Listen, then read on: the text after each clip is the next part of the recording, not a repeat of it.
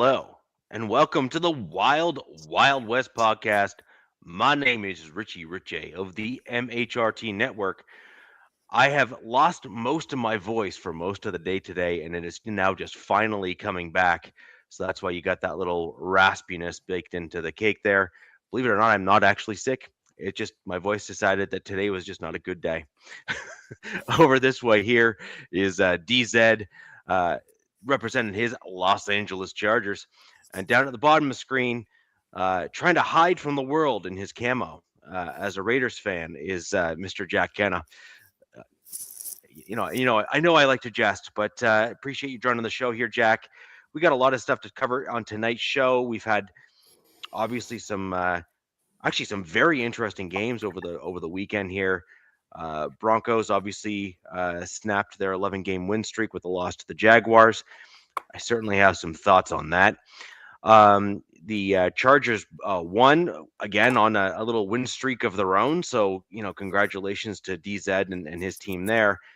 And Jack, your Raiders team, darn near beat the Texans. Dude, they almost won, like killed the nation with almost getting the win.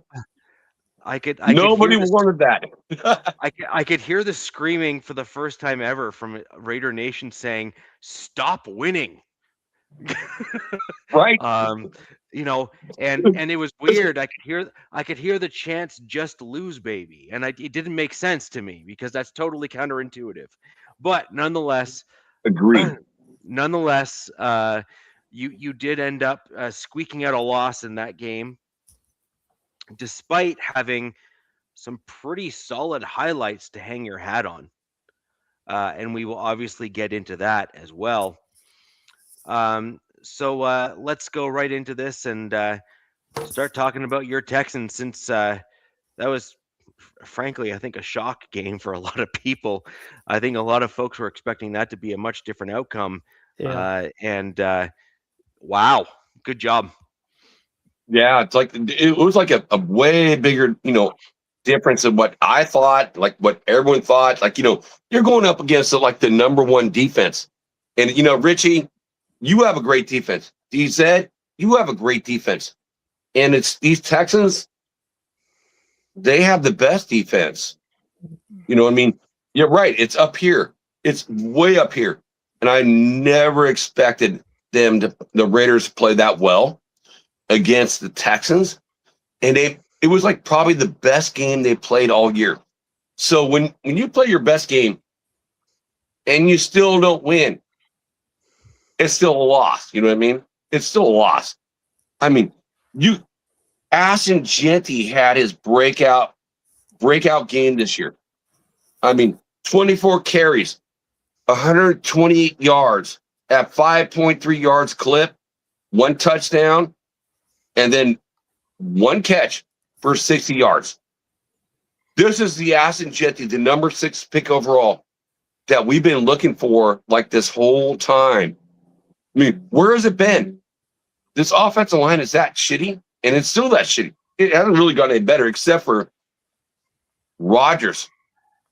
Rodgers had a great game. It's like zero pressures, no sacks, no nothing. It's what you see when you give your rookies a chance to actually play, and instead of this Pete Carroll mindset, old man Pete, non-compete type situation. And Max always does what Max does. What did he have? I think he had 1 sack, maybe 2. I don't know. Let me look at this shit. Actually, no sacks. It didn't matter because you know what? He put pressure on the quarterback. And so Geno actually had a better game than Stroud. It doesn't make any sense. I'm glad they did not win because you know what? They're doing everything they can do just to fuck up this draft. You know what? And next week, we play against the New York Giants. Ooh. New York Giants, they're trying to lose their games right now too. So it's going to make the difference of number 1 we're number 2. And then, going into the last week of the season with the Kansas City Chiefs, you have no Patrick Mahomes. You got no booger eating Minshew. Now you're down to a 3rd string quarterback on KC. And they just got smoked by Tennessee. I mean, think about that. Kansas City got smoked by Tennessee that the Raiders smoked them. I mean, that's only one of 2 wins the whole season. And Kansas City lost to Tennessee. And so it's like the NFL is trying to set my team up to failure, to fail. Like, you can't even fail to fail. You want to fail to, like, not get a good pick. You're going to set up to fail. We're going to see how committed the Vegas, the Raiders are to a top draft pick, especially these last 2 games. Coming off that game, how you guys played against Houston, should be interesting. The Giants and the the hapless Chiefs. I mean, I agree. This is we might have some. I mean, maybe Pete got word that he might be on the way out. Maybe he's like, well, I'm going to sabotage this just try to do something. Because I heard, and correct me if I'm wrong, Jack, or any of the Raider fans in the chat, that the Raiders kind of went at the Texans a little different than they've been playing all season. I heard a clip of something. I don't know if that means they did something different on defense or offense, but it means they like kind of changed something up. Did you hear anything, Jack? Well, there's nothing new. It's like we do have a new offense coordinator, so Willie, and I thought he did like his best job, and Genty did his best job like for the whole season. Hey, Nav, okay, Richie, put this up. Nav, so 88 on the MEPS test is a good score. I mean, I don't know, bro. I'm like, better than me. So I'm happy. I'm proud of my son. He got up at 4 a.m. this morning, like to do those tests, and he came home like literally 30 minutes ago. So I'm happy about that.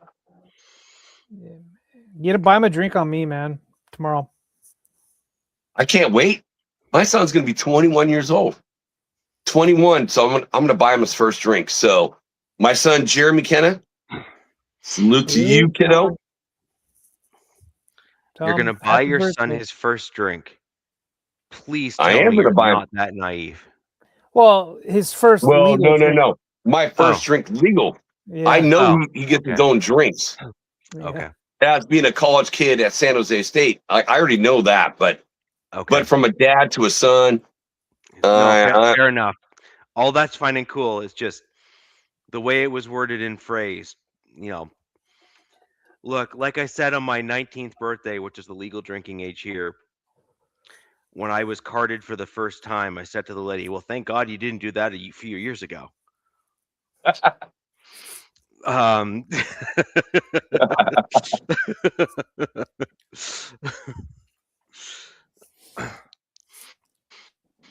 Yeah, man, I was impressed by the Raiders. I can't wait for this season.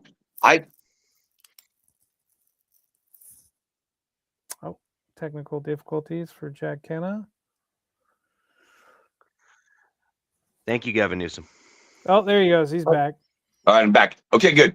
I'm happy for you guys. Like, I'm glad to see like there's 2 AFC West teams end up going to the playoffs, and it's like to see how that all plays out.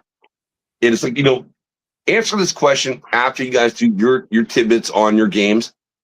I want to know again. I asked this last week. Who are the teams that you're most scared about in playing? Well, I can't wait till you guys play each other. Jack, that'll be badass. Chargers haven't clinched yet. The Broncos are the only one to clinch, I believe. Yeah, Broncos clinched, but I can't wait to see you guys play each other.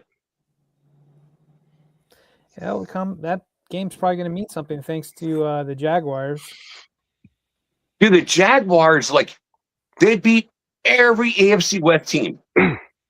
They're the only team to do this. They beat everybody. I don't even get it. I have so much crap about that. Like, that game was so atrocious. I don't even know where to start. Dude, so I watched a little bit of everybody's game, not from beginning to end, but it was kind of poetry because on X, Jags fans and Broncos fans were going at it all week leading up to this game. And, you're my rival. So I'm like, you love to see, especially competing for the West and everything. And it went crickets. I have not seen any Broncos people after that game. They've got to be in their feelings right now. So, I mean, it's one game. I kind of think like, I don't know if we talked about this in earlier shows, but it's like you're going to stumble. And if you're going to stumble now and get yourself right. You know what I mean? Going forward. I actually agree. I actually agree to that. I think that's like, if you had to fail, I'd rather fail in that game than, like, say against the Chiefs or the Chargers, for example. And on top of that, and by the way, the game against the Chargers is not a gimme either. The Chargers are one heck of a team. So I mean, that's going to be like, my prediction for that game is that I think that'll be flexed to Sunday. They have that option, right, for that last Yeah, game. like I actually think that's going to be flexed to Sunday Night Football. Like, that is going to be like one It's heck that of a game, game. or I think it's the Patriots and Ravens. What's up, I think would be the other game. Mm-hmm. Yeah, and the Ravens. I mean, God, what they did in their game yesterday was what Lamar. Yeah, That's a must-win game. No thanks, I'm not playing. But yeah, man, yeah, we'll see. And kind of mad that the game's in Denver. I think, right? It's in Denver. I'm not mistaken. it is. But Denver, the Broncos played like all of these. Like, the vast majority of their win streak was on the road. It's so wild. And so, yeah, I saw a message or a tweet. It got a lot of traction. People are like, do the Broncos just play at home like every game? And that's what it seems like as lately. But I guess we're forgetting about the beginning of the season. No. The majority of the win streak that the Broncos had Was on the were road. road game wins.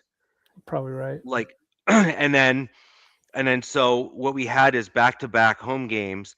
Now we're going to KC, and then we're back at home to face the Chargers. Dude, and this KC team, completely effing different than they were 2 weeks ago. Oh my goodness. I don't even know who this guy is. Shane Buckley or Buck, but I can't even pronounce his last name. Buckley. Dude, I'm just proud that you actually got an idea what his name is. He was signed off the Bills practice squad. I have no clue who he is. I didn't know he existed. And and then here, let's break this news for everybody in the chat, because I don't think Jack knew this. The Chiefs are moving out of Missouri to Kansas. And I saw the renderings. It's like all the new stadiums are just copy and pasting Allegiant in Vegas. That's what the new stadium for the Chiefs is going to look like. It's going to be a red version of Allegiant. Damn near looks the same. But yeah, man,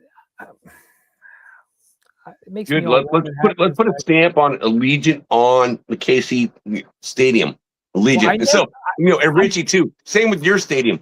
Let's put an Allegiant on there. Put a little Raider symbol on that shit. I'm kind of sad because one of my bucket list items was to go to Arrowhead for a game, and I've never been to Arrowhead.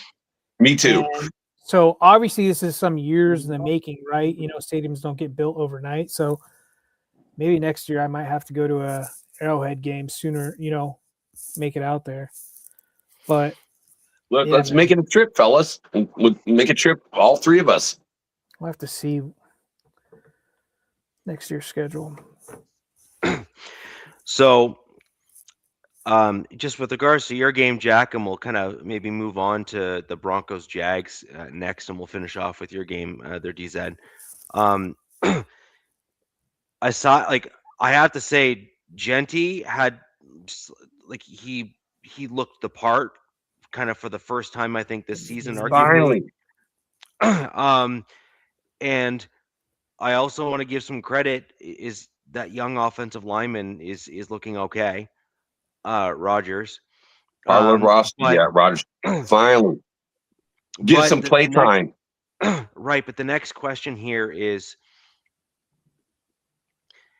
will the scheme that you're going to run in the future, which is obviously not going to be what you're running now, is he going to Obviously. be is he going to be well suited for it?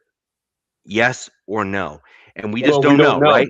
No, like We don't we just know. don't It's like know. Yeah. we We just just don't don't know. know. Right. And so He's probably gone. Richie. I'll say this: Pete's probably gone. So it's like it depends, like who they bring in, who's going to run, like be the head coach, who's going to be your offensive line coach. All I know is right now under Pete Carroll has not done anything. And it's like Pete Carroll's son, who's the offensive line coach and the running back coach. This is his first game, so it's like after getting rid of Chip, and we have our new offensive coordinator. Like he's not a new offensive coordinator; he's an old offensive coordinator. To do what they did against, I think honestly, Houston looked at his game as like, oh, this is such an easy win. We don't have to play hard. Well, that's your fault.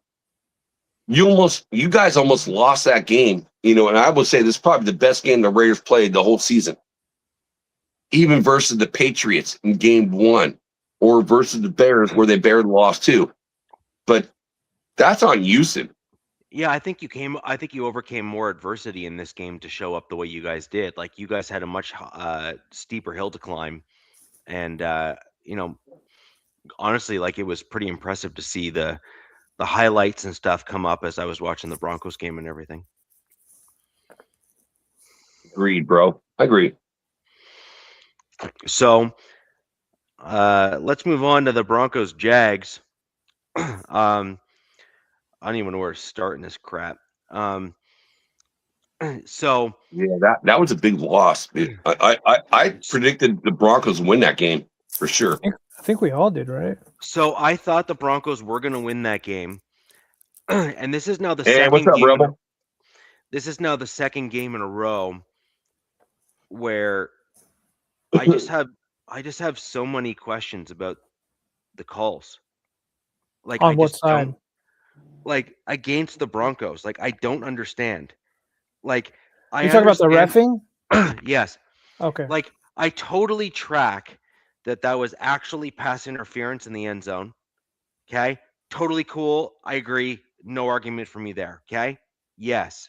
Totally got it. However, that Malcolm Roach roughing the passer that killed the momentum on that drive, like that was totally crap. Like absolutely crap.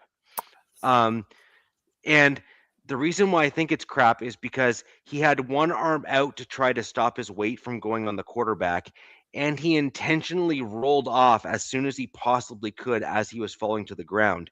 And I initially thought that he actually launched off the ground. He did not. he moved and then went like this. He did not jump off the ground, and like he didn't like spear him, which is technically roughing the passer in today's NFL, which I disagree with, but it is deemed roughing the passer in today's NFL. So I thought that was absolute crap as a call, and I thought that killed momentum. And I also think that against mobile quarterbacks and other things like that, there needs to be some leeway given for their mobility for defenders to bring those quarterbacks down to the ground and allow themselves to wear out the opposing offensive line. And then there was the no call again on yet another arm grab on Pat Bryant. And then there was like, from my perspective, I'm head scratching here. A crown of the helmet hit on a defenseless receiver. Now, I didn't think the dude from the Chargers deserved to be ejected for a similar hit. However, the NFL set the precedent.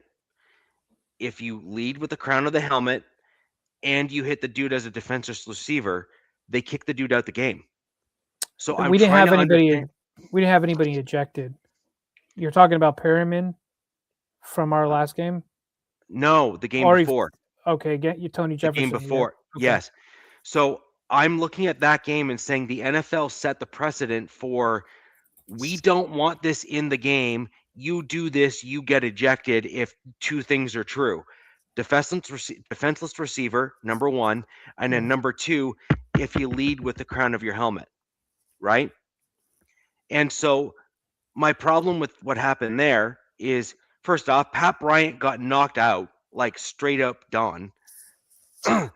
And he was a defenseless receiver, and the defender led with the crown of his helmet. Like, I'm sorry, I don't understand. Like, I truly don't get it. Wait, You wait, wait, either wait, call it wait, one way wait, or wait, you wait. don't. Pump the brakes on that. You're gonna blame the hit instead of somebody else? Oh, the quarterback made an absolute retarded move there too. Don't get me wrong. Like, Bo Nix put his receiver in harm's way, and that is like Bo. Let's put it this way: Bo already let you know how he felt about what he did.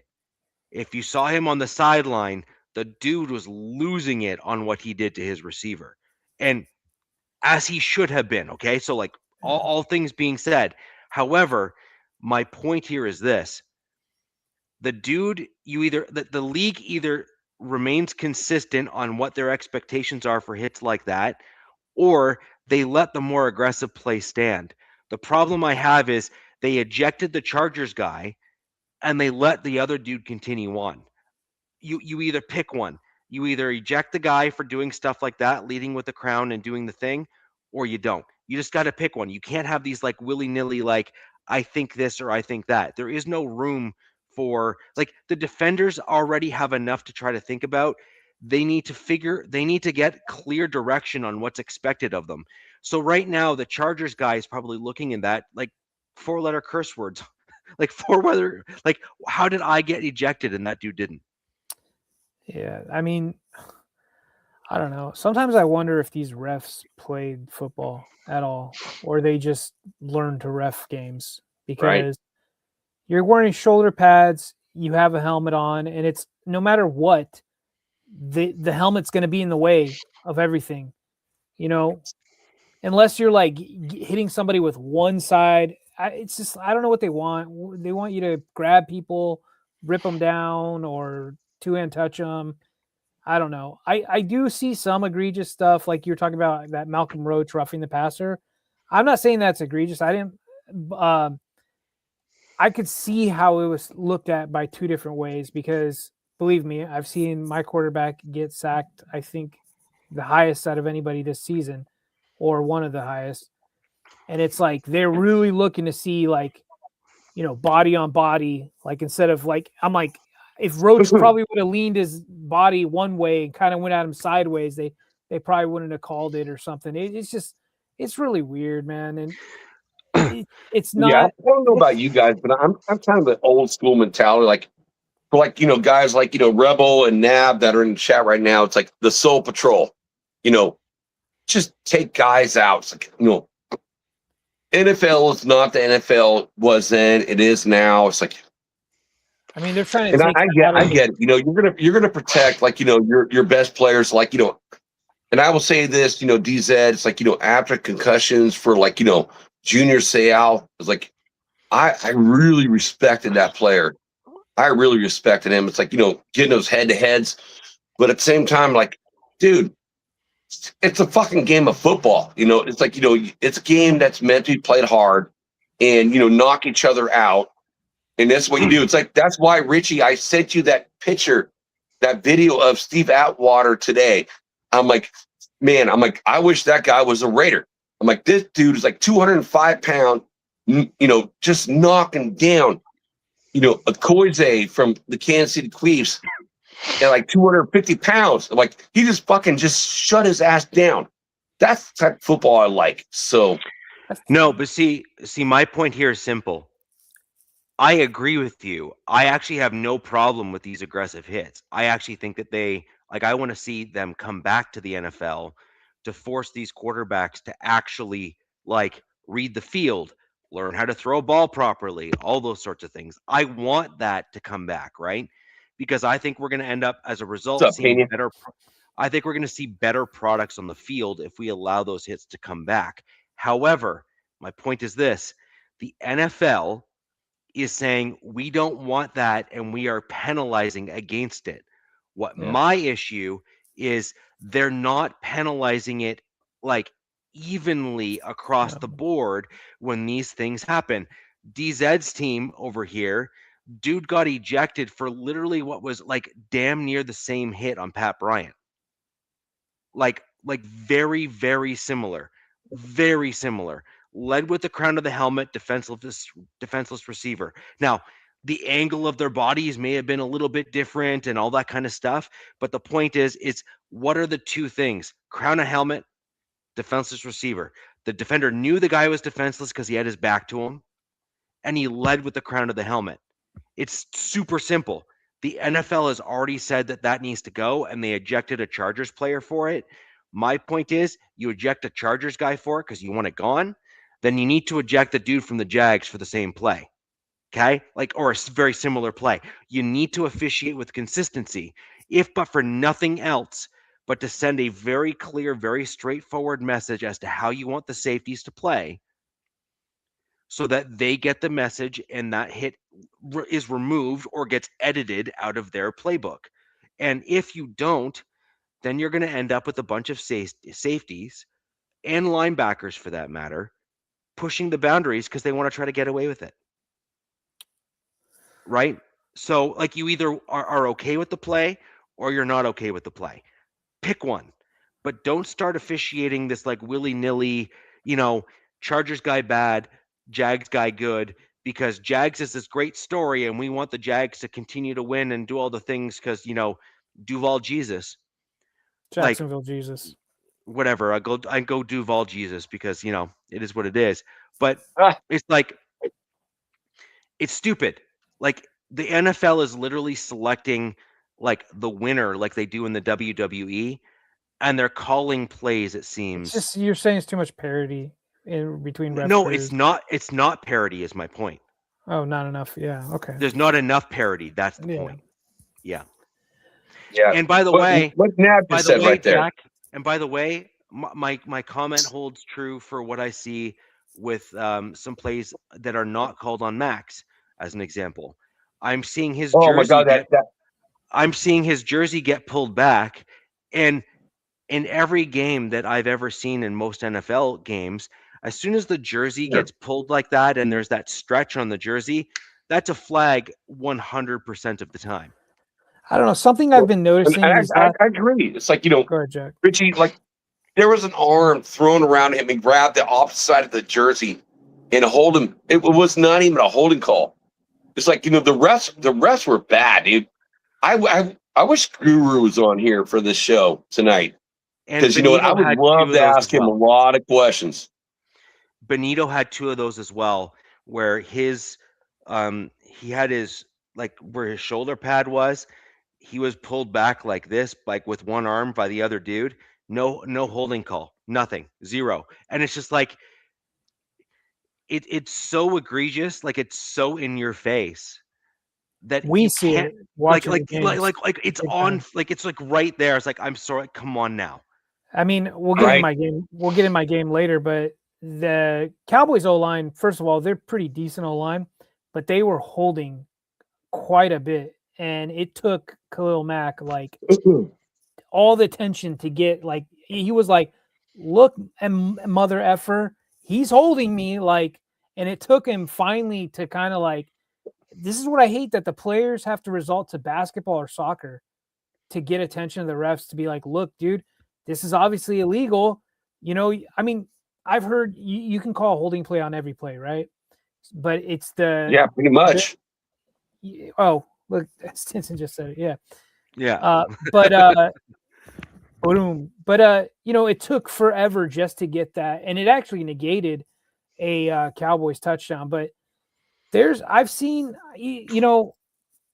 penalties that I'm like, that doesn't make any sense. I mean, we see the way the NFL is going. They want to take out the rough hits, but then they let stuff go. Like, my thought, so damn simple, too simple to make all. Yeah, my thoughts, so damned.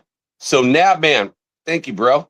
So damned simple that it seems too simple. Let's make all the calls and non-calls reviewable. Duh. I agree, bro. The game would go on forever. I mean, It would. You know what? The games go on forever, anyways. Like we have too many commercials, anyways. It's like let's get it right. Let's just get that shit right. Well, here's my point though on that, Nav, Nav and DZ and Jack. Why is it that New York can call in for some calls and not for others? Like, what's the point? Why, like, what is that threshold? So again, I have that as a question as a fan. And for what people don't know what Richie's talking about when he says the Chargers, that was last week against the Chiefs, I believe. Yeah, where Tony Jefferson got ejected. New York decided they didn't call it. They didn't eject him during the game. The refs didn't do it. It was New York who had called in and was like, "No, get him off the field." Correct. So, And that's what my point is, which is like New York calls in against Jefferson and it's like, hey, no, the ratings on the Broncos game and Jags game's going real good. Just leave that guy in there. We're gonna go ahead and keep these ratings where they're at, man. Like, well, that's like one side of the Mississippi versus the other side of Mississippi. And I think you guys, as being AFC West fans, can see that. Wherever you live, it's like you can see that. You're in New York, like you're East Coast or you're West Coast. And there's definitely division there. It almost brings me back to like the old days, like when all of us are like, AFC West teams, AFC West, AFC versus the NFL. It's like, there's still a division there. And I don't want to hear from anyone saying it's not. I still kind of feel it's the same way. So thank God, like, guys like Al Davis that brought this merger together and fought for our conference. So thank you, Al. Rest in peace, bro. You did so much for like all this stuff. But I still feel like it's you go on one side of the Mississippi, you get one call. You go on the other side of the Mississippi, you get a different call. My point ultimately here is that I think as fans, what the NFL is doing right now is they're making the game more and more difficult to watch as fans that understand the rules better. And I think the NFL is making a huge mistake in this regard, which is fantasy is actually allowing more players to understand more about the game because folks are starting to bet on things and they're starting to play games and it's becoming more involved. People are becoming more involved. So you're getting, married couples that are like literally playing fantasy football together. You're getting like I mean, dude, my wife just took me out. I was the best team in semifinals. She just took me out. She's moving on. I'm not. So right, but this is the point. You're getting couples that are playing fantasy football together. And as a result of that, you're getting the spouse that's starting to learn the rules of the game, just as their husbands used to traditionally start understanding and knowing the rules of the game. And then it's getting more and more of the fan base more and more educated. And because the details are becoming easier to find, right? Like you're able to search them up online and you're having more like YouTube channels like this and others that are like breaking down all the rules. It's actually making the game less watchable because more people understand the missteps and miscues that they're seeing on the field more than they ever have. Ever. Like literally ever. Like we look back at some of the games back in like the 80s and the 90s and knowing the rules then, we're like, wow, did they ever miss a bunch of calls? But the general average fan didn't know the ins and the outs of the rules like we do now in today's NFL. My biggest issue, Richie, is it's kind of like the other side to what you just said. We have a lot more people involved in the NFL, which is the NFL's goal, right? The NFL is that's the goal. It's a cash cow. This might as well be a religion in the United States. It's NFL. It is rules, cash cow. NFL rules all, but at the same time, we've got what I would call maybe casuals, maybe not casuals. They could be fans of their team. They see hits like the one that happened to Pat Bryant. They see Tony Jefferson 2 weeks ago, Denzel Perryman, what just happened against in Dallas. Those are dirty players. That's their first thing. That's a dirty football player. I like Denzel Perryman. I will never say anything bad about that guy. He was a Raider. And then he's a good player. Then you get it trending. Oh, he's dirty. They're dirty. And we've talked about this in previous shows. We just think that they're from a different generation, or they're playing the position the way it needs to be played. Essentially, that's how you were taught as a kid growing up. And now you're playing in the NFL where they handicap the defenders so much so that sometimes you have no choice, in certain scenarios, and instincts take over. There's a lot of this game is almost like flag football, right, DZ? It's like you almost got to play flag football. These defenders have a split second to react, and it's their job on the line as well. Like, say you pull up, we've seen all these soft tissue issues. There's a myriad of things that could go wrong if you're not making a play. You know what I mean? Like, you can get cut, you could be on a expiring contract. There's so much things that go on, but then you get all these people. They're a dirty team. That's a dirty player. This guy does this, and they start digging up their long career of all the plays that they've had, and it's like, give me a break, man. Crap happens in this league, in this game, and things are going to happen. We know what's dirty. Stepping on a guy where they capture that kind of stuff. I don't know what player that was. I think it was a Seattle Seahawks guy doing something like that. Spitting, that's dirty, right? Like, but hard hits, man, and like bang bang plays. That's kind of where I draw the line. I mean, we were taking out spearing. I think spearing is, that's obviously a no-no, and leading with the crown of the helmet. But they're calling penalties on guys for leading with their shoulders, but your head is in front of your shoulders. Like, there's only so much you can do. These guys look like they never. Okay, it's like replay. Like, they watch it back on replay. It's like, but it's bang bang bang. Like it's happening so fast. You can't control that. Daniel, I never played in the NFL. I will give you that. All right. Well, none of us played the NFL, but it's like, it happens so fast. It's like, if it happens, it happens. I'm not going to have an egregious, like, to any player that, hits somebody, but it happens fast. And now we're down to like this whole replay stuff. It's like, it's by frame by frame by frame by frame. So it's like, not D1, dude. I'm 5'10". I'm 5'11". I did not play D1. I played rugby at an extraordinarily high level here in Canada, like very high level. And Stinson, there's going to be some cheap stuff. I mean, these guys, while they're pros, they're also competitors, and they hate each other, and there's crap talking going on. So stuff happens, man. Like, we know when they need to draw the line, and then there's other stuff like pushing and shoving, like whatever. That is what it is. Like, stuff's going to happen. But like, I don't know. I'm trying to think of like the last time I saw a dirty hit, like in these last few weeks. And I'm thinking Richie thinks that against Pat Bryant was a dirty hit. I don't know. Wait, Nav, you played in the NFL? I do not think it was a dirty hit. But you think he should have gotten ejected or something?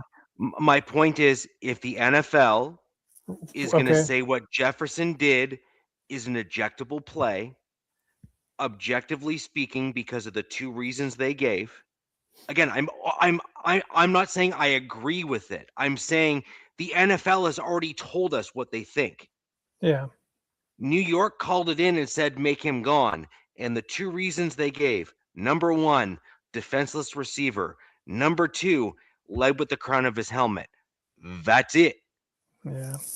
Right? And so my point is if the NFL says if a twofer exists, dude gets ejected, and that's the criteria, I'm only as good as the information I have as a fanalist here, is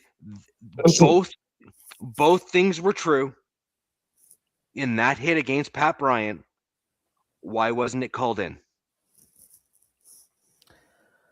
I mean, and to and kind I'm of not saying I agree. I'm just simply saying they already set the precedent. They already said what they expect. go back to the Tony Jefferson, after that play, but there was a previous play where he lit up another guy, and they were forcing a lot of incompletions, and so I think it was like his second one or something, or he hit him, and maybe this one there was too much helmet involved, but that could have been the reason for them wanting to get him out. Someone monitoring, like, oh, he's playing the game a little bit too fast, too rough. I don't know. Something. Look, I could say a lot of stuff, but then this channel would be monetized, right? So I'm trying to watch my P's and Q's here. We all know we're not really big fans of the way this league is going, and we get it. We understand they want. I think I said this a long time ago. I feel like they want this to be like the European version of the NHL. European version is less fighting, it's more scoring. You know what I mean? They want it less hits. They want this to be higher scoring. They Everybody, want more whiz bang, yeah, more whiz bets and bang, stuff. whiz And bang. Hey, DZ, are you a hockey fan, bro? I got to ask this question. Like, from my girl Blue. My girl Blue, I know she'll probably be watching this stuff later on. Are you a hockey fan too? yeah, Washington And Capitals. Richie, are you a hockey fan? I know you're a football fan, but as a Canadian, I'm like, I never heard you talk about hockey, so I'm just curious. I mean, as a Canadian, I know all the rules of hockey. I watch it when I have to when it's on TV, but I don't actively seek out watching hockey. But it's like I don't think you understand here in Canada, like even here, if you have a town and it's got more than like 500 or 600 people, It's probably playing in the United States somewhere. like there is a hockey arena in that town. Yeah. Okay, like they got a gas Right. station. They have a gas station. They have like the corner store, and they have a hockey arena. Everything else is optional, but those three things they have like for sure. And so hockey is very much like the sport here in Canada. Like it's not even close. I mean, I've said this. I don't know if I think, in my opinion, and look, opinions are like assholes. Everybody has them.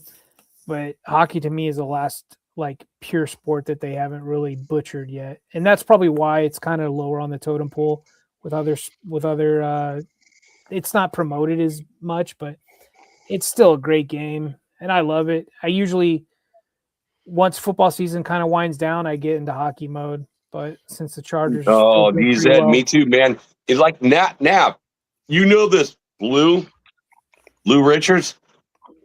That's what 99% of our conversation is. It's not about the Raiders. It's about hockey, and and Richie, like your guys, and Bill, hockey. So it's like, dude, hockey is a great sport. I wish there was like more hockey players in the NFL and like that the mindset. You're not going to get it. Yeah, well, okay, I'm not going to get it, but it's just my opinion. That's a pure sport. Pure. It's fun. Definitely fun. Yeah. So my general takeaway was we had some good plays in the game. The Broncos had a few good things that we did overall. The defense really did struggle though in this game, and this is where my concern was, is that we lost Brendan Jones. He's a tremendous safety for the Denver Broncos. And Vance Joseph did not adjust well on the defensive side of the ball. He needed to mix things up more and do more and that sort of thing, and he really didn't. He did not shake things up. He didn't do more. What he did was he relied on the defensive line to wear down the offensive line of the Jags, which they did. Because as the game went on, the Broncos defense got more and more pressures. However, and sorry, by the way, just on that note there, the Broncos are now sitting at 63 sacks on the season. Yeah. Whew, okay. We got 5 more sacks against Jacksonville in this game to elevate that total again. Wow. Okay. That's so nuts. That's again something to, call out. Okay. And I also wanted to bring one other interesting Broncos stat before I kind of get back over to the game is Bo Nix is 244 passing yards and 2 touchdown passes away from being the third player in NFL history with 3,500 passing yards and 25 passing touchdowns in Wait, each in of his history first or Broncos history? no, in history. In Holy shit. each of his 2 first seasons. Now, here's a question for both of you. Who are the other 2?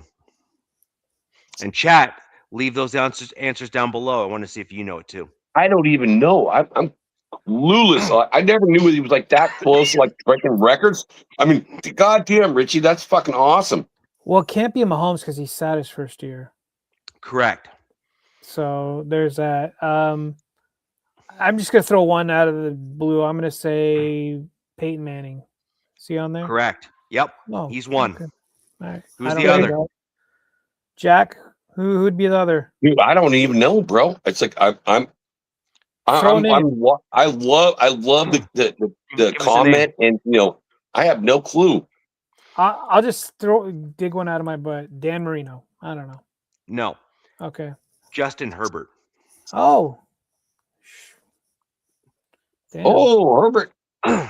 So Justin Herbert and Peyton Manning are the other 2 that have those titles or the aura around them that have I done think what they Bo do. Nix, he's gonna have a really good stat out of the wins for his first 2 years. He's right up there with Mahomes and everything else with Yeah, the win stats and all that You sort know, of he's thing. up there with John Elway and Peyton Manning Yeah. for like being on the team. No, like Bo Nix win to loss ratio is insane.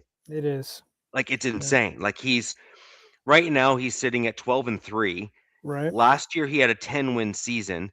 As a rookie, he had a 10-win season, and then now he's already gone above that in terms of win number. So he's got a remarkable win to loss ratio as a The only young other guy that I can think of that compares to would be Mahomes, but then Mahomes has that asterisk that first season he sat the first season, so he kind of had that Yeah. runway where he kind of came into the league and kind of did that, right? And then even though Herbert started his second game or whatever it was, they didn't have that many wins.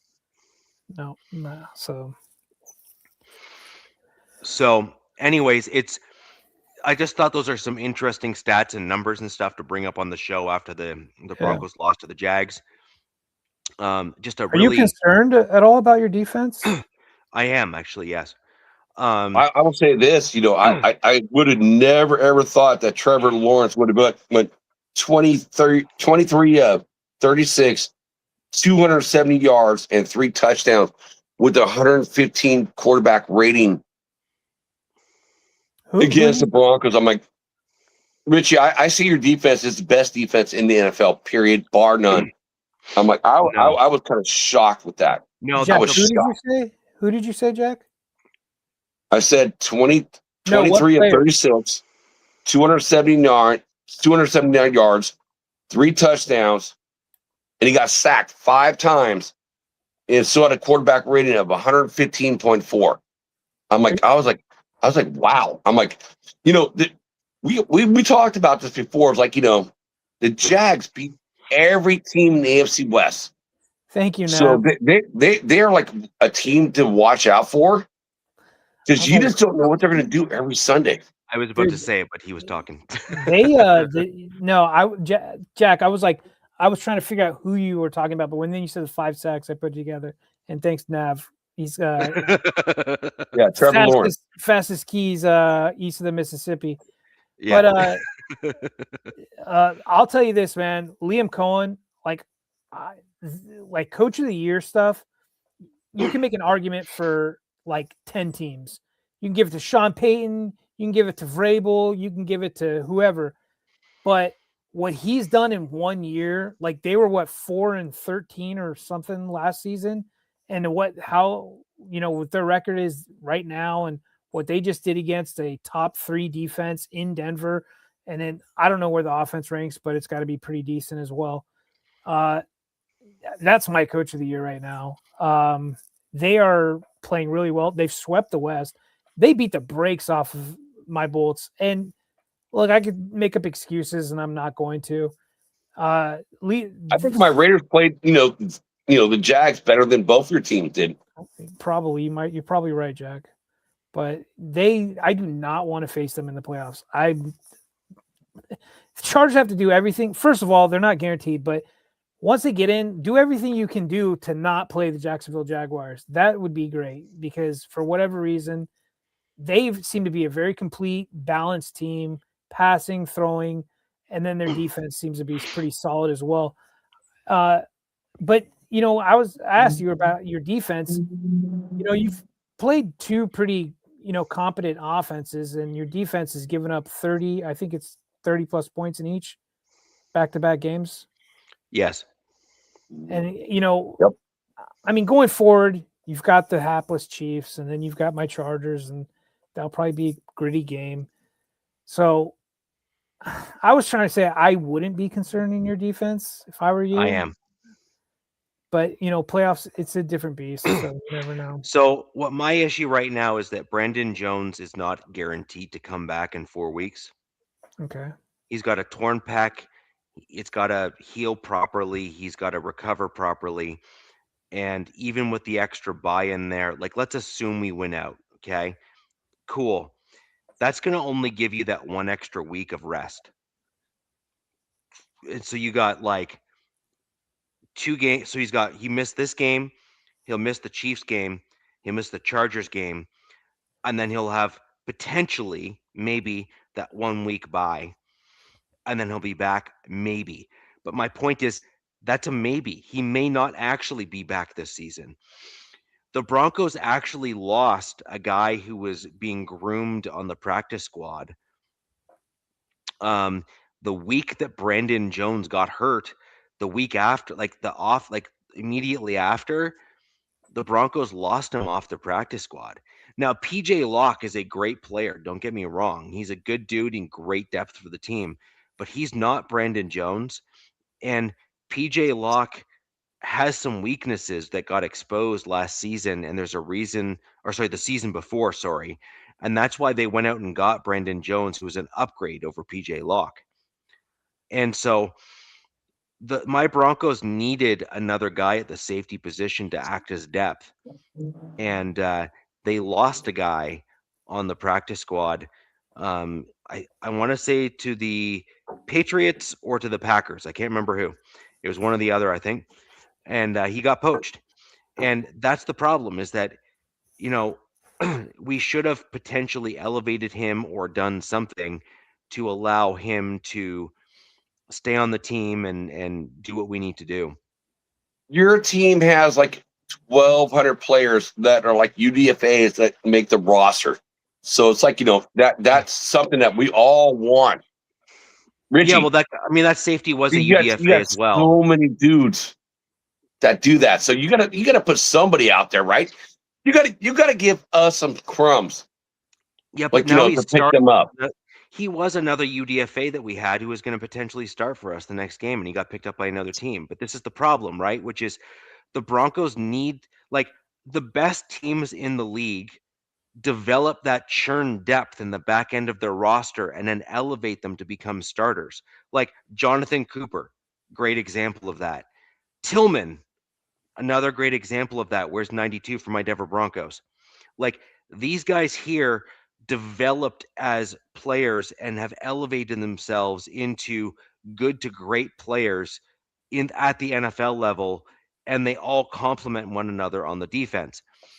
The point here is that the Broncos have a great defense and we have depth, but you need to maintain the depth and behind the guys in order to make sure that you can continue to field a competent team. The problem is we're starting to go through injuries on the defensive side of the ball, and we need those guys to come back. And if they don't, we're going to not be able to play the man coverage that makes our defense what it is. And it's a change in mentality to how we're playing. So, for example, what we saw in this game, DZ, and the reason why I'm a little bit concerned with my defense here is we were getting eaten alive on on zone, playing zone, Same. right? We couldn't switch to man because Vance Joseph was too afraid to expose PJ Locke. I mean, you got to play. You got to do what you got to do. And I get what you're saying. Like injuries. I mean, I think somebody said it. I don't know. It was today or yesterday on some show, and it comes down to the teams. Like, yeah, there's a ton of reasons, how a team makes it past in the playoffs, but it's who's healthiest, man. Like, this is where depth is getting tested. I don't know if you lost any game, any guys in that game outside of Pat Bryant. I'm not sure. We had a bunch of injuries happen in this game that are giving me question marks heading into my next game. That's what I'm starting to get worried about is like, playing teams and having the players once you get into the playoffs. It gets down to the nitty gritty, and this is where depth is getting tested big time. Well, talk here, about let playoffs. me DZ, thank you and your Chargers for fucking finally kicking out the Queefs. Thank you for getting Kansas City out of there. Like, it's over. The run is over. Your team did that. That's I wish I had a team, part in bro. that. I wish I actually had a part in that, but I didn't. Well, your team did. So it's like, thank you, Bolts. Thank you, Chargers, for doing that. Yeah, man. Out of all of us AFC West fans, we're so happy about that, bro. It's like that is. You guys get to beat up on them, right? These next couple weeks. Sorry, what? I don't want to beat up on them. I want to lose to them. My second to last game is going to be. They got their third string quarterback coming in, playing against the Raiders. Of course. Oh, of course. Mahomes is out.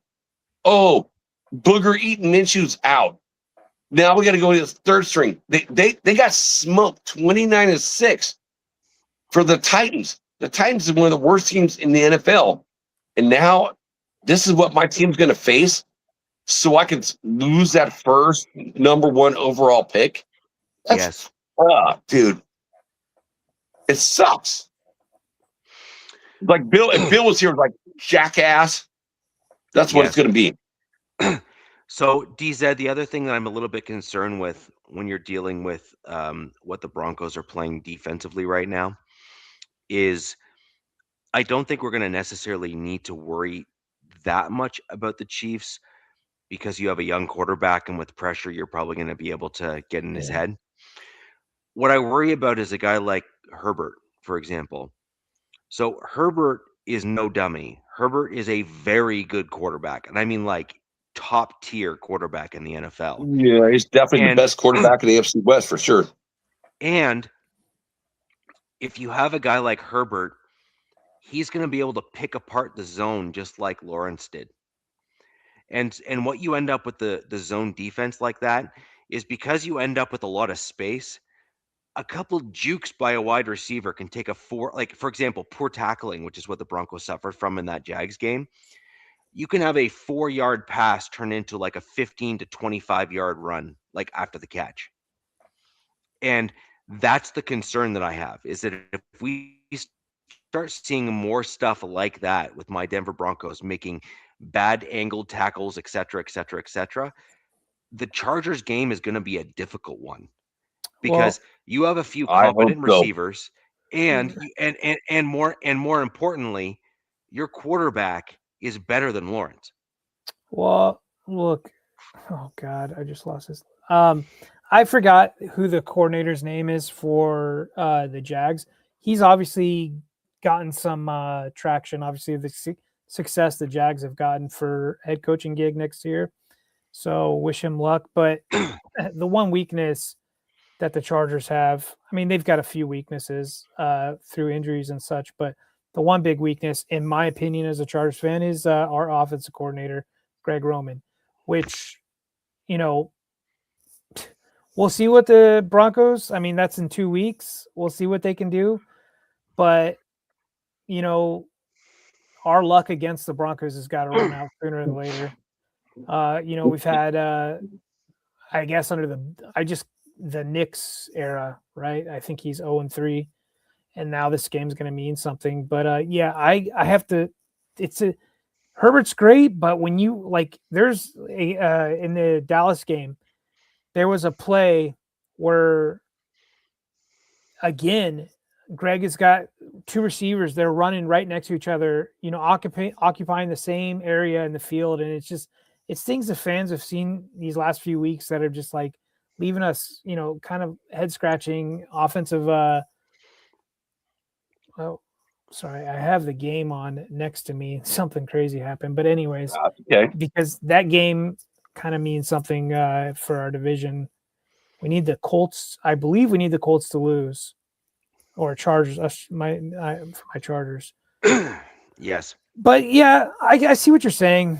Dude, the Jags are they're playing really well right now. And we played the Cowboys.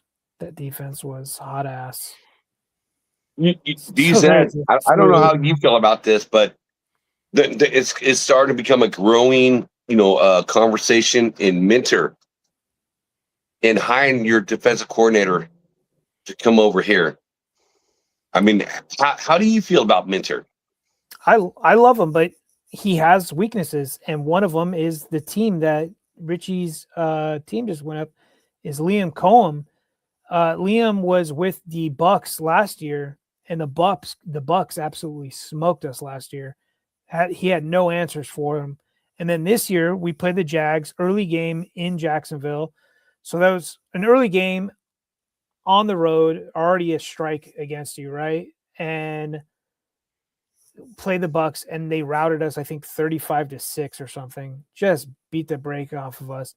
But so he has his weaknesses. But that being said, this is what I keep hearing from the media is like the Chargers have a bunch of no-namers on their defense. And I'm like, okay, I guess I'm trying to think about it, like looking from the outside in. You're probably, Khalil Mack, he's long in the tooth. Derwin James, the safety. It's probably right, but he gets the guys playing for you. I don't want him to leave, but Jim has said since day one that he wants to get him a head coaching gig. Where that's at, who knows? Now, a fan that I know that was at the game this last week got Minter to sign his daughter some merchandise or a hat or whatever.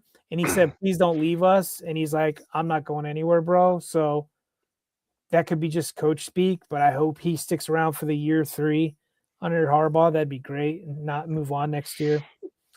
But if you're talking about for the Raiders, I think you guys would be, a good young OC would probably be your route, especially if you're picking a quarterback. I agree. But it is like a conversation that's now being had, like, on Minter. Yeah, he's a great guy. I think he's going to be a fantastic coach one of these days. I just hope it's not next year.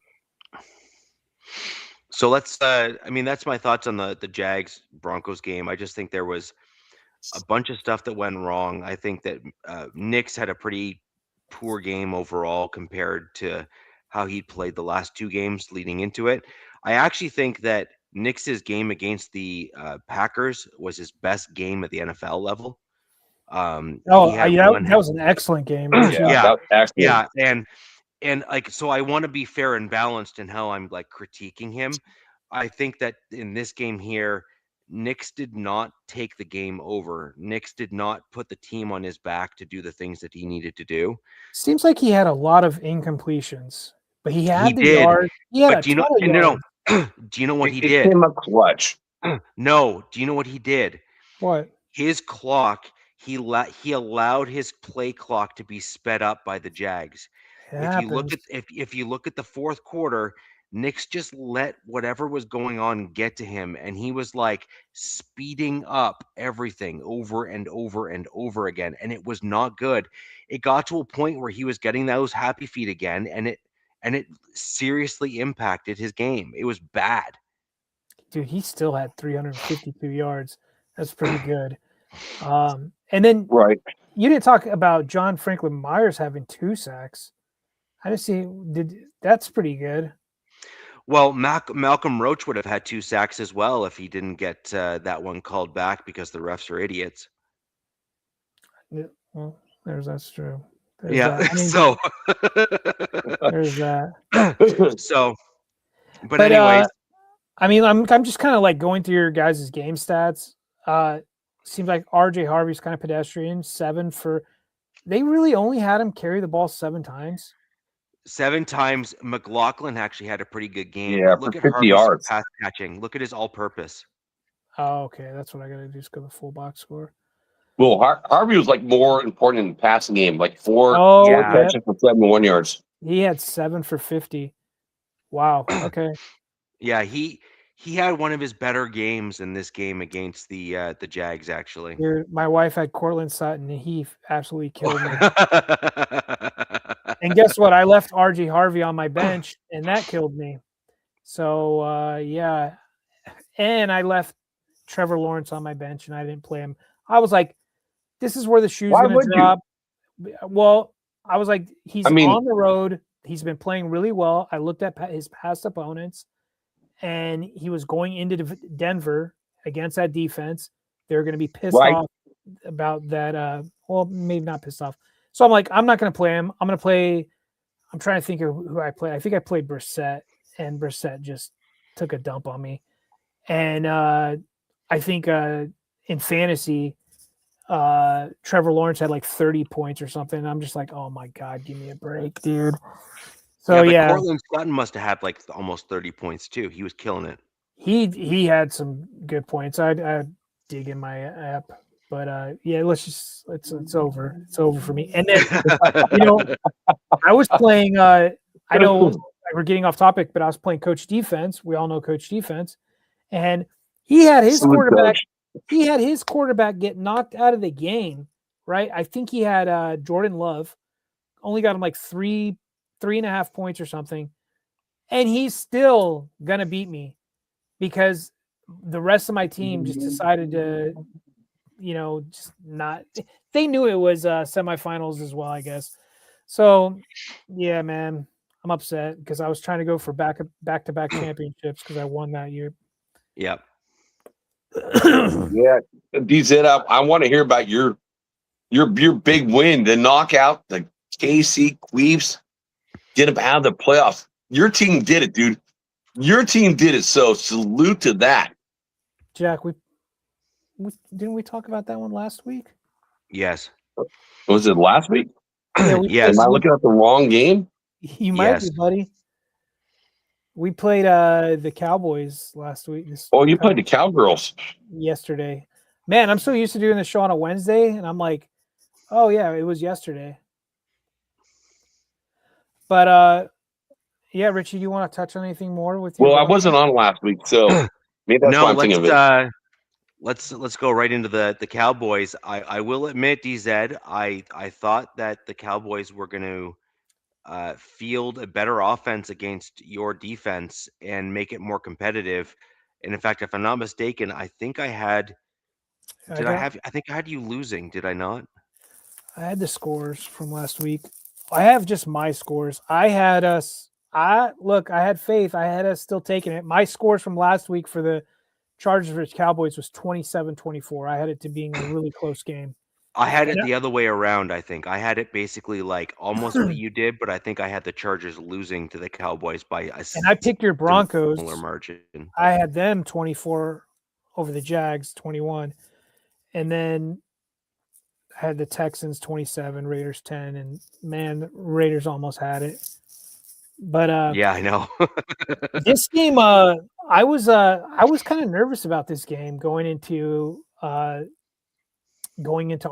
but there's a caveat to that because the Eagles played on Saturday night, and the Eagles essentially knocked any playoff hopes for the Cowboys out by their win. So going into this game, I'm like, hearing how Brian Schottenheimer, the head coach for the Cowboys, was, how he was talking. He's like, we're still going to play, blah, blah, blah. We're still going to, give it our all. And I was also really nervous because the Cowboys on defense didn't have their D tackle, and his name is escaping me. They got him through trade. I think, Quinnen Williams. Quinnen Williams. Yeah. He was coming. Yeah. He was coming from a beast, dude. And he was trending to play, but then all of a sudden a neck issue popped up. I guess that was going along with his concussion. So he didn't play. And I think the fact that they got knocked out of the playoffs might have had something to do with them not playing him. They're like, nope, just kidding. He's not going to play. But this game started out and it was a shootout. Like the Chargers defense, I was like, oh God, back to your old self, because they ran primarily zone, just like you were complaining about your D coordinator. That's just Minter's MO. And the main reason, like they mix in man, but the main reason that they don't go to man is, as much, they don't have that lockdown cornerback that the Broncos, have with Surtain, where they can run man on one side primarily, zone on the other side, or something like Yeah, but that. Moss is a man guy too. He's freaking awesome in man coverage overall. Like he's very good. Is he a liability? No. Okay. He gets picked on because he's on the other side of Pat Surtain. But That's if you true. look at his pass breakups and his completion percentage, his completion percentage when he's thrown to is like 40%. I mean, so Yeah, he's handsy though. He's handsy. He just had a rough game, I guess, this last game. I don't think so. He had like 2 or 3. He had one penalty or one big catch, and then he came back and had a pass breakup. So it says, let's see, look at this. Dude, he had a sack? Yes. Oh my God. It's so it just shows 2 pass defenses, and he had a QB hit and a and a sack and a tackle, 2 tackles for loss. Okay. So then I want to see, because he got some penalties called on him, I think. I don't think in this game, no. Jaquan McMillan had some bad plays against him. He gave up some big ones. Well, I'm pretty sure I remember seeing something with Moss, and like he gave up a touchdown or something. And anyways. Well, Jarwin had a great game, 5 tackles, 1 assist, 1 forced fumble. But anyways, the only reason why I stepped in there, DZ, is that Moss is often looked at as like the lesser than older brother. Mr. Wheezy, don't forget it. I swear to God, if my kid that I don't have strikes out, I'm gonna beat his ass. Now the question, Mr. Wheezy, is, do you recommend the metal bat or the wooden bat? I like the wiffle bat. The metal bat or the wooden bat, because really it's personal preference. But anyways, every week we get somebody that comes in and just they just talk about the looks. They're like, I think we have some guys like, you have a good skull shape. I'm like, what?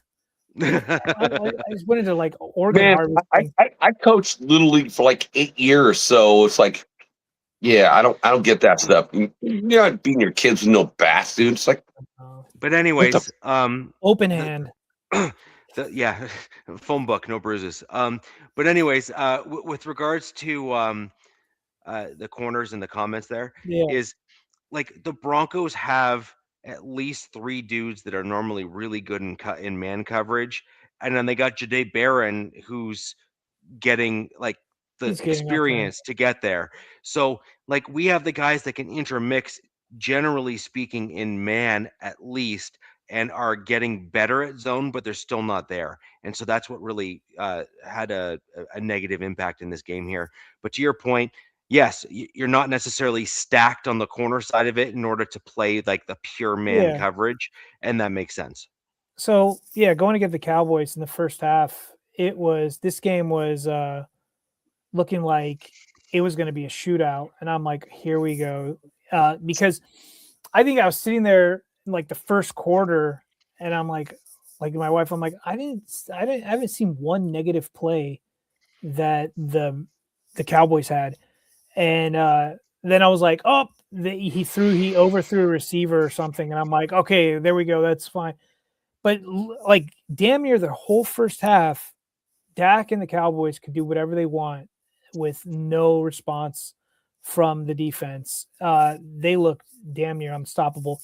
Rightfully so. They were, or they still are, the number 1 defense in the league. I mean, number 1 offense in the league. Dude, Pickens had himself a game. He was smoking our Cam Hart, just burning for just bad. So But Damn at the hard, same, Notre Dame, bro. yeah, at the So same now, time, you know I love that. at the same time, on the plus side for the Chargers is Justin in the offense. They were answering right back with their sustained drives. I'll just go back and look at the first half. It started out with a touchdown from Dak to Ryan Flournoy. Then the Chargers answer back with a touchdown from Quentin Johnston from Justin Herbert. Oh my God, Justin put that in the best way. I think that was a one-handed catch from Quentin. And then the second quarter is a field goal by the Cowboys, held in a field goal. That was good. Chargers answer back with a touchdown. Then another touchdown by the Cowboys. And then Justin Herbert, they call it the electric surge. It's our version of the tush push. He gets into the end zone through via the tush push electric surge. But so I'm like going into halftime, I'm like, this is going to be freaking shootout, and it's going to be whoever has the ball last, essentially one of those games. Well, Jesse Minter and the defense must have made adjustments because the Cowboys didn't score for the rest of the second half. And the Chargers ended up winning this game pretty handily, 34-17. Held them in check. Now, there's two sides to this. Is the Cowboys had nothing to play for after that. Their offense could have kept clicking, which it was still trying. They eventually pulled Dak and brought in their backup. And their defense is horrible. The secondary, we've tried, but their secondary is horrible. Now, from an outsider looking in at the Cowboys, if the Cowboys retain this offense and just focus on the defense going into next season, get a few more guys. They need some cornerbacks, safeties, cornerbacks, what have you. Just rebuild that defense or add on to what they've already done, because I think they Frank Clark and obviously Quinnen Williams didn't play. That team could be a force to be reckoned with if they can get an average defense in Dallas with that offense. I mean, we saw it, like the Bengals essentially. The Bengals and the Cowboys are like almost damn near identical, just in two different conferences, where you have two number one wide receivers, a really good running back. I mean, your old boy Javonte Richie, he's doing pretty good down there. Rusty Trim out two, including obviously Dusty Joseph and Mary. Man, that's some poetic writing. Anyways, just some quick stats. Low key Chargers on a heater. They've won their last 7 out of 8. The one they did lose is the team that Richie's team just lost to. Herbert, I will say, as a Raiders fan, I am looking forward for you guys to battle it out in the playoffs. That'll be a game I will watch. That's gonna be smoking hot. I hope we 2 don't see AFC West teams. Yeah. Now, you guys want to make a bet on that? You guys want to make a bet? I mean, I'm not making a bet because like my team's like batting for the best spot in the draft. I'm not making any bets yet. You two boys are like you're like the big heads right now. You got the big heads. Woo! I'm not making any bets right now because we had some injuries in this game. We've already been dealing with bad luck on the offensive line. Sawyer went out, who's been holding it down at left tackle. He's a good player too. Yeah, I love him. He's a good player. He went down with a he's done pretty well. A hamstring injury, which I don't really see that with offensive linemen. So he didn't come back. Deontay Jackson, one of our cornerbacks, who I think has got to be in the tops of interceptions this year. He got a groin injury. Benjamin St. Juste had a shoulder or an arm. It did not look good. Vidal, our running back, backing up Omarion Hampton, he had a neck injury. And Trey Harris. I didn't know that. Oh, salute, Nav. all love, buddy. On game days we're enemies, but you know, six other days out of the week we can all be friends. But on game days, that's it. So we had some injuries in this game, and luckily, I think Jim came out and said these are all day-to-day kind of things. I also want to give shout out to Tuli Pelotu. Dude, he's got 13 sacks on the season. I know it's not up there with some of these tops, but I think that's tied in for third place right now. The dude is balling out. I'm really proud of him. Trey Harris, our rookie receiver, got a dislocated finger, and I think it had to do with how hard Justin threw the ball and he caught it. I don't know if that was the ball hitting his hand or what, but there was this really fun clip on the sideline of the trainer popping his finger back in, which probably didn't feel good, but I guess just throw some tape on there. Hey, DZ, Herbert is definitely the best quarterback in the AFC West and maybe the AFC overall. I mean, he does shit that I can't believe, other people do. It's like he's unbelievable this year. And with Harbaugh, with his being his head coach, I mean, it's unbelievable what I've seen, what he's done. Look, good for him, bro. Justin, I'm a big fan of him. He's had a couple really bad playoff games. Two. He's only been in two. They were both really bad. So he needs to get that taste out of everybody's mouth. His haters saw those games and they were bad. So so the best thing he's got to do, he's got to win a few of these games, winning these big games, these playoff games. But the thing I will give Justin credit for is he's one tough SOB, man. He's dealt with injuries. He stays in the games. He's 2 weeks removed from hand surgery. He's out there. He's balling. He went for 23 out of 29, 2 touchdowns, threw 300 yards. He had a tush push. He had a tush push rushing touchdown, and he had 42 yards of rushing. Also, it looks like Hampton's getting healthy. Hampton was 16 for 85 and a touchdown. He had a 5.3 yard average. QJ came back. He missed last week. I'd like to see them go head to head. I don't think Justin and Allen have gone head to head in their careers. I don't remember. Stinson, you're in the chat. I don't know if Lawrence is playing really good, but the thing is Lawrence has been bad up until this year where he's got everything going right for him. Justin's been on crappy teams with no defense and still been playing well. So that's why I'm going to always pick Herbert over that. But Allen, I'd love to see them thing Allen does. Allen can carry a team on his back because, man, that Bills defense, in my opinion, is ass. Herbert can carry teams on his back too. So this is what I want to see. I cannot wait to see the Broncos and the Chargers play in the playoffs. I mean, I want to see you guys, your two teams, go head to head because you guys got different strengths, different weaknesses, but it will be a fun game to watch. Jack, it's going to be interesting that you say that because, as an example, depending on kind of where we end up with in Week 18 here, the Broncos and the Chargers will play, and if the Broncos win, we will end up with the number 1 seed. So they get a bye. And we get a bye. If the Broncos lose, we basically fall, assuming things are going to fall where I think they're going to fall. Right? We fall all the way to 6th seed. Yep.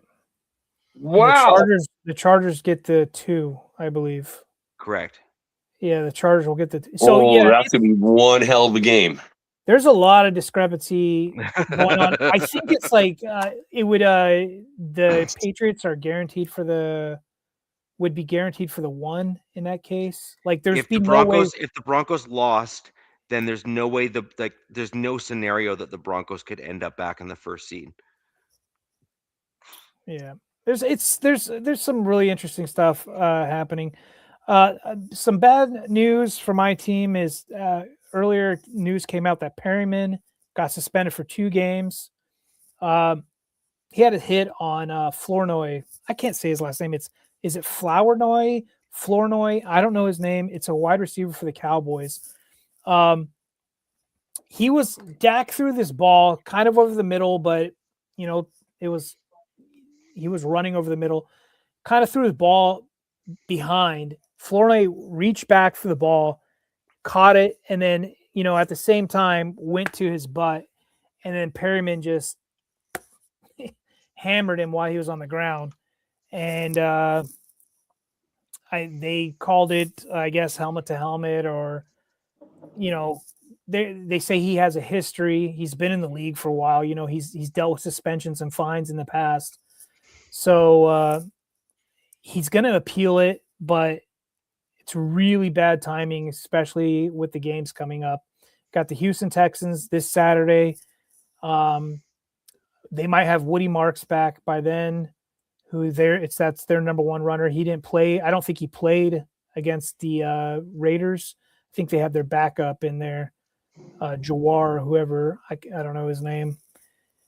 But and then we've got the Broncos with RJ and their group of guys. So really can't afford to have Perryman, because then that'd just be really thin at the linebackers.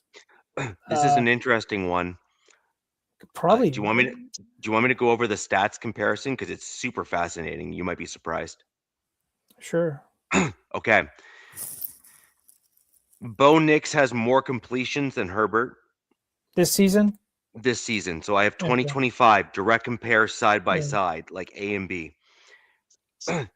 Bo Nix has 551 attempts to Justin Herbert's 480.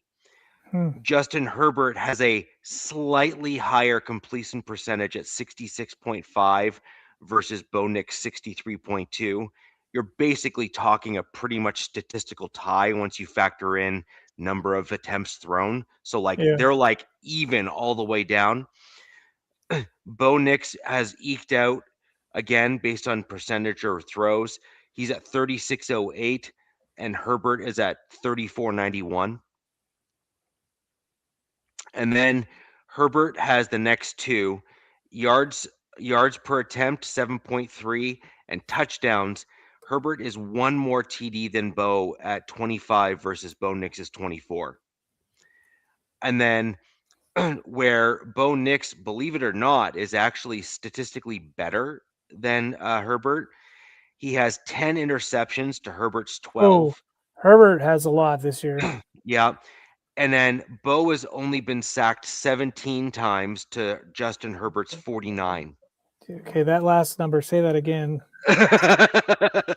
Right. There's a huge difference on offensive line play between Denver and the Chargers. Yeah, dude. This is why I think Herbert's tough as nails, because, these are going to catch up, right? These hits will catch up to you eventually. But, yeah. He kind of another stat to rushing yards. Okay, go ahead. Go ahead. Well, no, go ahead. I can finish this off once you're done. Yeah, because the sacks, the Chargers didn't give up a sack against the Cowboys, which was a kind of a rare sight to see. But that just shows you how Alice, take the D out of Dallas, the Cowboys were, and yeah, let's just say that. Go ahead. So I'll go through the rushing side of it. Herbert beats Bo Nix in every rushing category except for one. So Herbert has 77 rushing attempts, 461 yards, 6 yards per attempt. The longest runs 41, and then he's got rushes of 20 plus of 7. Bo Nix's stats going down that run is 66, 265, 4.0, and 25, and 2 runs of 20 plus. Now, this is where it gets interesting. Bo Nix has more rushing touchdowns, and it's 2-1. Bo Nix has 4, Herbert has 2. Yeah, the rushing for him it's pretty rare. But Yeah. yeah. Yeah. And then we get into just miscellaneous stats here. They both played 15 games, so it's a wash. I'm not even gonna get into fantasy points because I think that stuff makes no difference. I couldn't care less about that crap. It makes no I care about difference. I care about actual stats. Now this is where it gets interesting, which is points per game is a slight edge, and I mean like you're gonna laugh when you hear this. Bo Nix wins at 19.0 points per game. Wow. Justin Herbert, 18.9. Shit. It's like That's for low. this year? That's for this year? that's this year, yeah. Hmm. And then snaps, Bo Nix is 939. Snaps per game, Bo Nix is at 63. Justin Herbert's in those same two are 916 and 61. And then points per 100 snaps, we have Herbert with 31.0. Yeah. They're pretty equal. I mean, look. It's basically a statistical tie when you start like going down the list, right? Like the records of the teams. I mean, they're almost yeah. So what the Broncos are what 12 and what are you 12 and 3 12 right and now? 3. 12 and 3. And you're 11 and 4, right? Right. Yeah. Yeah. All right. As a guy's like an outsider, I'm looking in. Richie's Broncos offensive line is a top 3 or 4 offensive line. I will say for Powers back too. wait. And I will say, DZ, your team, you got a better quarterback. You have better offensive weapons, but your offensive line doesn't compare to Richie's offensive line. Not at all. So Not at all. that's where the matchup is. I feel like DZ, your defense is like that good this year. It's like, Richie's defense, in my mind, is like the best defense in the NFL, period, bar none. And I've said that from like day one. So if you guys play each other, it will be about, what Richie's defensive line, and having those outside rushers against your offensive line. And it would be, what Amari Hampton, who, my God, he's better than Harvey. In my mind, he's better than Harvey. And it's like, what you guys can do on the offensive side with your quarterback. Because I said this, you didn't see it. I said Herbert was the best quarterback in the AFC West. And I believe he's actually the best quarterback probably in all the AFC. Well, so, I mean, as Nav brought up earlier, I think Nav had what do you say? Josh Allen is 3-0, but he said college. That doesn't count. But I guess I don't remember the Chargers playing the Bills. Maybe they did back in 2020 COVID year. And then another year. Nav obviously likes Josh Allen. I love Josh Allen. I root for the Bills when my team's not on. But look. Yeah, we want as a Nav like me, if we don't want your teams to win, we want an outside of the AFC West team to win. So the thing about Josh Allen is when he came in the league, does nobody remember him coming in the league? He was bad. He was bad. And then which is making his story pretty cool because he's now really good and he can carry his team on his back and do all that thing. I don't think Herbert's ever been bad. He's had bad games, but I don't think he's ever been a bad. No, he's had one of the best statistical trajectories outside of Patrick Mahomes because where Herbert has struggled is obviously getting to the playoffs and winning playoff games. Winning the games that are really important. Yeah. And I don't know if anybody will catch what Mahomes has been able to do, to be honest with you. Yeah. That's damn near impressive. And I mean, Mahomes gets a lot of slack, but speaking of the Chiefs, for people in the chat who don't know, the Chiefs who play in Missouri, Kansas City, Missouri, they will be moving to the state of Kansas. I thought that was really interesting. The Chiefs are moving, and I don't know. I saw some people in there like, oh, I think Nav said he's like Arrowhead isn't special or anything. I have read probably like 20 Chiefs fans that are like just reading through some comments and stuff. They are pissed. They are livid about this. So we'll see how this all pans out. Them moving. I don't know how far away it is. I don't know the logistics, but I think it's pretty interesting. Yeah. So the big question is like, will they call themselves the Kansas City Chiefs? Like the Niners like call themselves, San Francisco, or like the Jets? Are they going to call themselves the Giants in New York when they play in New Jersey? I mean, if you can't rep your own city, that's sad. Are they going to be the Kansas State Chiefs? They can't be the Kansas City Chiefs, even though there is a Kansas City in Kansas. I mean, I don't know. I don't know where they're moving to. I don't know what city it's going to be in Kansas. I don't know. It's just weird, but So, do you have anything else to cover off on your game, or do you want to get into our quick score predictions for next week? No. Other than the injuries that I'm kind of concerned with, they're all day to day heading in because we've got a quick game. We've got a Saturday game against the Texans, who the Raiders just played. No, looking back. Oh, they're going to be inspired, bro. Huh? The Texans are going to be inspired? I think the Texans will be inspired. You almost lose to the Raiders. They're going to be inspired. Like they know they need to play way better. Like you can't just go into this game like, we're going to do cake walkover. No, so we got mollywopped by the Texans in the playoffs last season. Like just they teed off. And look, they picked up their defense, picked right up where they left off. I still think their offense is a bit suspect, the Texans offense. Now I was looking at like who the Chargers had last year, and comparative who they have this year, for weapons wise.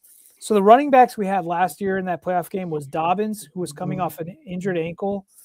We had Gus Edwards and Hassan Haskins. This year we have Hampton. Haskins is still there. And I don't know if Vidal plays in this game or it's Patterson that gets brought up. So I don't know if that's I don't know like how that compares. I do like Hampton. He can play some bully ball. None of those guys last year in that game could do anything. And then wide receivers we had last year was Ladd, DJ Chark, Darius Davis, QJ, Disley, our tight end, and Fisk. That's what Herbert had to work with.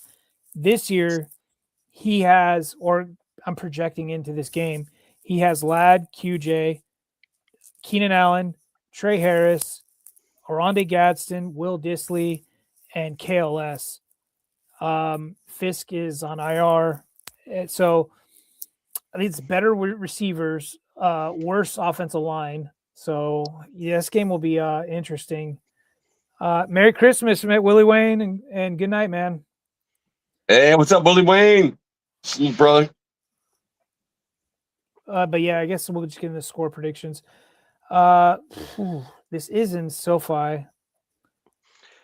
For the record, I've already listed my predictions in the private chat. Private chat. So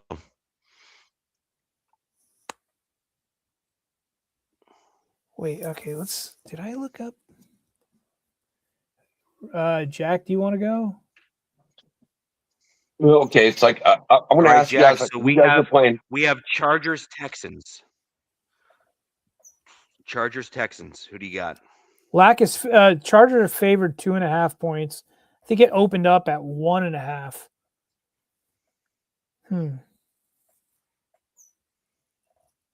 I'm taking Chargers. You want to call your score, or I'll call it for you? Are you talking to me? Yeah. No, you can go ahead. I'm just looking at some stuff. I think it's going to be like 26-23. I think the Chargers are going to win. The Chargers have a lot more to play for. I know Houston has a lot to play for too.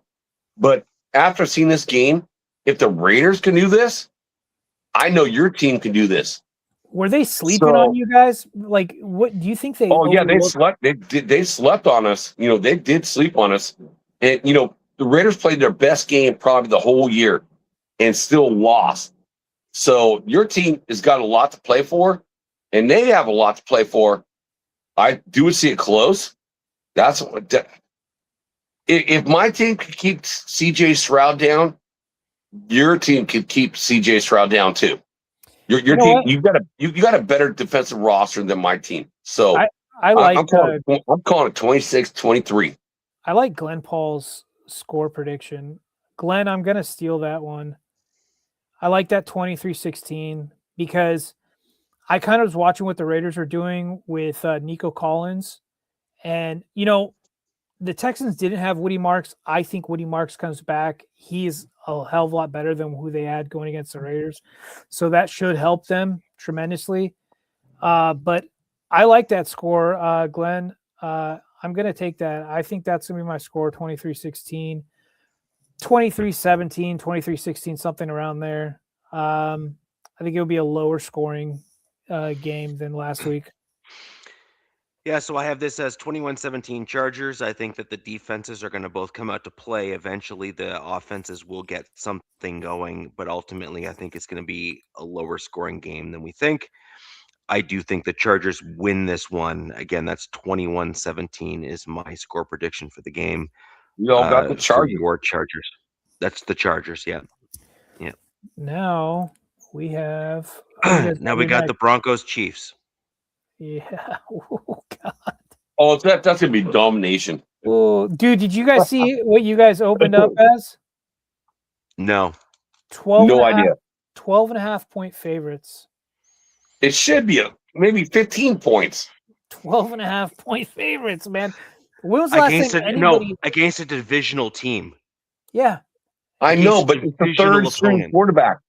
When was the last time the Chiefs were ever underdogs that big? I can't remember. It hasn't happened. Dude. I'm just gonna throw this one out of my butt. I think the Broncos, I think Sean Payton puts a state. I think you guys beat these guys 34-6. I think it's 34-6 or something like that. That's I'm locking it in. Broncos win 34-6. Okay. It'll be good to see the Broncos kick the shit out of the Kansas City. It's like we all want to see that, at this point. I got it 31-12. I think they exercise some demons, man. I think Kansas City's on the third string quarterback. So do you guys even know who the third string quarterback is? I don't. Some dude I've never heard of. Like I said, Shane something. Look, it was evident in their last game. Okay, after the Chargers game, I saw all the injuries that the Chiefs miraculously had these guys. Because, when the Chiefs were winning, they rarely had injuries. Their guys kind of would just, they're day-to-day, they're limited in practice, and then they're good to go. You had 6 or 7 guys. I don't know the exact number. We're nope, they're not playing next week. And then do you think that the Chiefs players, after getting blown out by the Titans, are really ready to suit up and go against the pissed off Broncos? No. The Broncos have something to play for. Dude, there's going to be some business decisions are going to be I want made. Alex on this show next week just to just to talk about this shit. I mean, it's going to be a fucking domination show. Fucking Richie, you're I'm sorry. I apologize for the swearing. You, Bill Spence, and McDungus and everyone else, it's going to be a domination. It's going to be a straight up domination for the first time in a long time. And I'm glad to see it happen. I'm glad to see it happen. So, I mean, I think this is going to be 31-10 Broncos. That's where I have it. Now that's what I think it's going to be. Now I'm going to give a different score prediction for where I want it to be. I want this to be a 51-point game for my Broncos. And I want it to be 51 points. That's my magic numbers. Smoking. And in addition to that, I want to see this be a 9-sack game. You might see that. I mean, I don't know who they've got on the O-line. That ain't gonna happen, but They had like 3 backups when we played them. I don't know what their O-line was looking like against the Titans. Look, I know the Titans get a lot of crap. I think their defense is a lot better than what they're giving credit to. But nowhere near on the same level as the Broncos. Now, if the Broncos do go in like smelling blood and wanting blood and, want to, like just kill somebody, this can get ugly quick, like very quick. Oh, Like man. I could see this being like a 3-sack game for Malcolm Roach. I could see this being like a 2-sack game for like Benito and like a 2-sack game for Cooper. Like would that's what I'm saying. Like Richie, would that break the record, like, for all-time sacks if you got that? I gotta sneeze. 72, I think, or 71. So if it was 9, yes, we would be one above what I think what the max is right now. If we had 9. That's nuts. I mean, they don't really have a running game. Like Pacheco and Kareem Hunt really aren't that good. I mean, Travis Kelce probably out there. I think that they just start pulling guys and throwing backups in there, essentially. You know what's kind of crazy, fellas? It's like, if Kelce like retires and stay with the Swifty, then he gives back $17 million in salary cap. It's like, I almost want Kelce to stay for another year. Yeah. Versus like retire. Just eat that cap. I think the Chiefs are 40 million over. Yeah, 40 million over. 40 million over next season. Yeah. So Jack, we may as well just go right into your Raiders. This is my favorite game, by the way. So we got Raiders Giants. Oh, Jack, dude. I regret to inform you that my score prediction for your Raiders versus the Giants is 25-20. Raiders win. Richie, I'm just going to give you the bird without giving you the bird. Wait, what did you say it was? 25-20. I don't want this. I don't want to win. Absolutely 100%. I don't want to win. I want a loss. It's not because I want, I ever cheer for the Raiders to lose, but it's this time of the year. It's Christmas, right? All I want for Christmas is the first pick in the draft. And both teams suck ass. It's like what quarterback's going to suck ass? I think, I think the quarterback is better than the quarterback that I have. So I'm going to call it, Raiders 20, because I'm going to root for the Raiders to lose. Raiders 20, New York Giants 22. Close, because, they played this game well against Houston, but I cannot root for a win at this point in my time as a Raiders fan. I want that pick that bad. This game's weird because I can see it's weird. I could see when one team takes over in the lead, I could see GMs call down or try to get a hold of the head coach, be like, you better not effing try to win this game. You better pump your brakes on this, man. Like, because the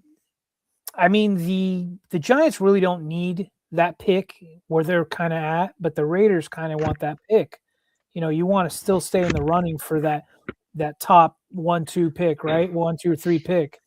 And, the Giants don't need a quarterback, but like I said, I've seen this scenario. I think I said it to Nav on his channel, where there's a scenario that I've heard being floated around that the Giants could, if they got to be able to pick Mendoza, that they would pick him and trade Jackson Dart because they would go after the guy who is more in a pro-ready style and who is a bigger stature quarterback, better arm, and trade Jackson Dart.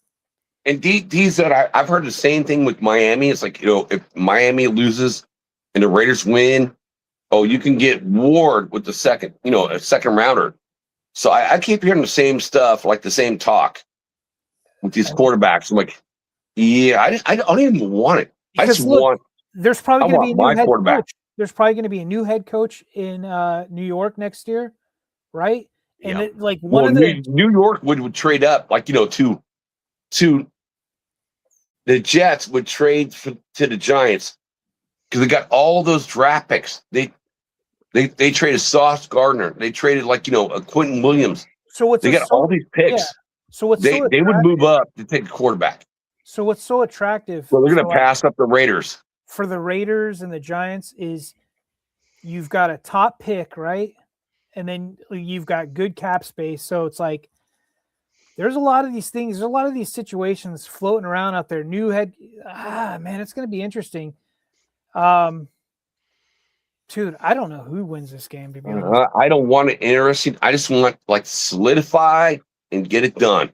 At this point, I cheer for both of your teams, and I can't wait to see you guys play each other in the playoffs.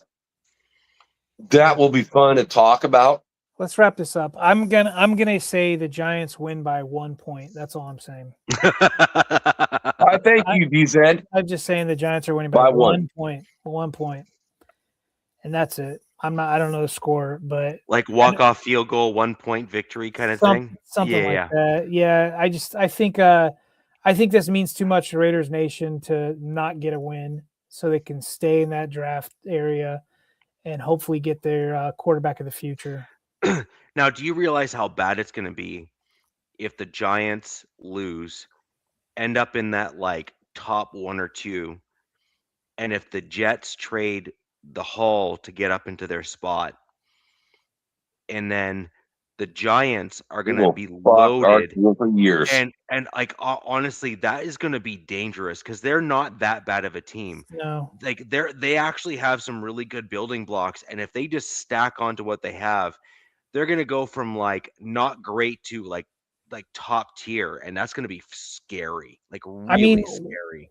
One of the real quick on my team. One of the things, if the Chargers, them not winning the division, they have to look back because they beat the Eagles and the Cowboys, but they lost to the Giants and the Commanders, and 2 games that they probably looking back shouldn't have lost. I mean, the Commanders, they were kind of moving really well at that time with Jaden Daniels, but losing to the Creatine Caucasians, that probably shouldn't have happened. So, yeah, it's really interesting. Yep. Well, guys, we've called all the games. We've gone through the recap of last week's game, and that's going to do it for the show. We've had a good little run. Put our predictions out there, and we're going to get all the scores, at least Casey and Denver, and get some interesting numbers out of it on Christmas Day, and then. Honestly, week 18, we kind of said it's either going to mean nothing or everything, and it's going to mean everything, in my opinion. I think week 18 is going to be the game. And I was hoping you guys would just rest your starters week 18. This is God. Yeah. So, anyways, next week's show is going to be a doozy because we're going to see where things are at, and we will go from there. But ladies and gentlemen, thank you very much for joining us tonight. Appreciate you joining us on the odd day of Monday. Our show obviously is every Wednesday, typically at 7:30 Eastern Standard Time. And ladies and gentlemen, thank you very much. You guys have yourself a wonderful evening, a very Merry Christmas, and we will see you on Wednesday. Peace! When I pass in the street, bag of money in the passenger seat. Tempo's been asking for me on the road from the west to the east. Way up, I might never come down, cause the coast racking up the flight miles. So high, I might never come down, so what, this is my lifestyle.